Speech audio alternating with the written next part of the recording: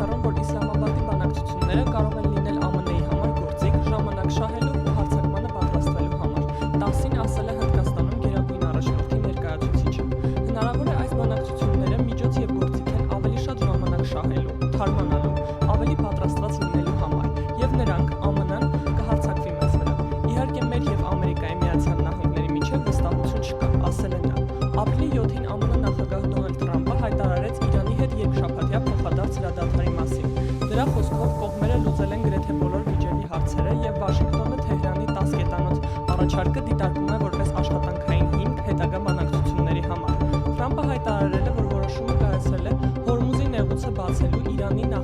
պատրաստականության հիման վրա։ Թեհրանը իր հերթին համաձայնվել է դադարեցնել պաշտպանական գրոհները, եթե Իսլամական Հանրապետությունը չհարձակվի։ Պակիստանի վարչապետը, որը կողմերի միջև միջնորդ է, նրանց հրավիրել է բանակցությունների ապրիլի 10-ին։ Իրանի պետական